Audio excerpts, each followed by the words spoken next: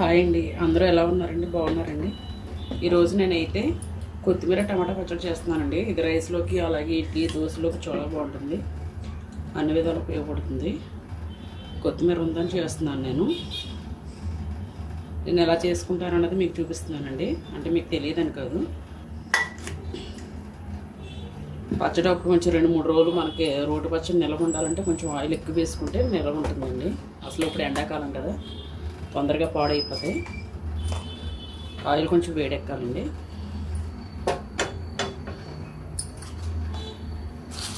ఇప్పుడైతే పచ్చెనపప్పు నేను పోపులు వేసుకుంటానండి, పచ్చడి టేస్టీగా ఉంటుంది.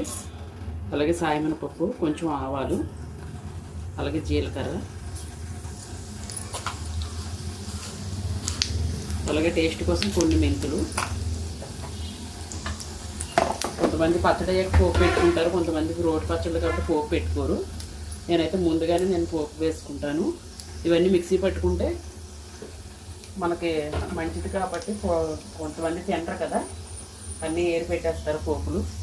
అలాంటి వాళ్ళకి బాగా ఉపయోగపడుతుంది, అందుకే నేను వేస్తాను. ఇప్పుడైతే పచ్చిమిర్చి వేసుకుందామండి.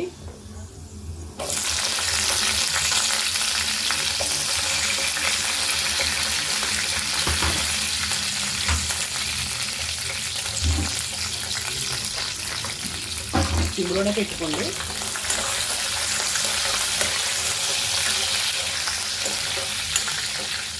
కొంచెం బాగా వేగాలి. అలాగే కొంచెం కరివేపాకు కూడా వేసుకోండి.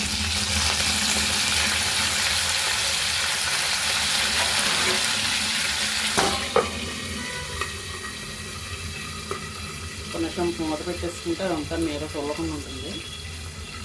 ఒకసారి చూసుకుందాము.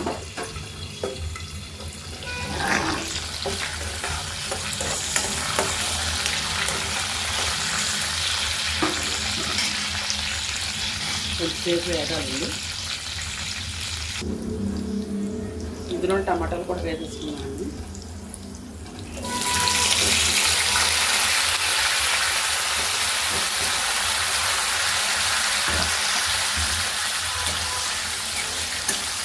ఈ పచ్చిమిర్చిలోనే వేసేసుకుంటాను, అన్నీ కలిసి మగ్గుతాయి.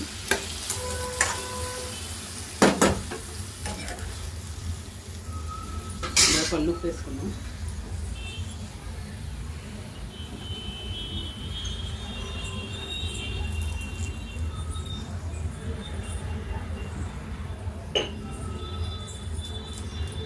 ఒకసారి కలిపేసుకొని మూత పెట్టేసుకున్నాను, మగ్గుతూ ఉంటాయి. ఈలోపు కొత్తిమీర క్లీన్ చేసుకుని వేసుకున్నాను.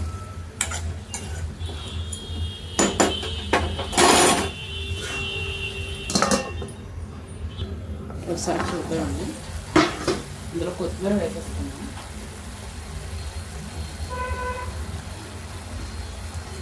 కాళ్ళతో సహా వేసేసుకోండి, పచ్చడి కాబట్టి.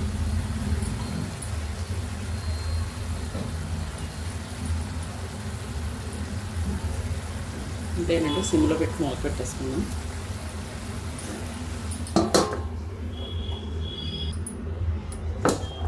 కొంచెం చింతపండు కూడా వేసేసుకున్నామండి, కడిగిసుకుని కొంచెంసారి కలుపుకున్నాం. ఇది ఇడ్లీలోకి బాగుంటుందండి, రైస్లోకి బాగుంటుంది, దోశ అన్నిటిలో కూడా బాగుంటుంది. కొత్తిమీర ఉంటే పాడైపోతే ఇలా చేసుకుంటే మంచిది. కలతో కూడా కొత్తిమీర చాలా మంచిదండి. వాటర్ అంతా ఇంకిపోవాలి. ఇందులో నేను పచ్చిమిరకాయల్లోనే అన్నీ వేసేసుకున్నాను. అంతా చల్లారిపోయిన తర్వాత మిక్సీ పెట్టుకోవచ్చు. చింతపండు కూడా అందుకే వేసేసుకున్నాను నేను, అది కూడా బాగా వేడికి బాగా సాఫ్ట్ అవుతుంది, ఖచ్చితంగా అంతా ఉడికిపోతుంది. సిమ్లో పెట్టి మూత పెట్టుకున్నాను. ఒకసారి చూసుకున్నానండి.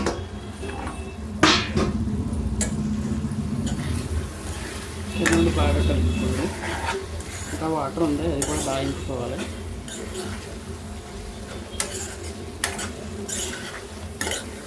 ఇందులో ఉప్పు కూడా వేసేసుకున్నాం మనం, ఇంకేం వేసుకోవాల్సిన అవసరం లేదు. చల్లరే మిక్సీ పెట్టుకుంటే సరిపోతుంది.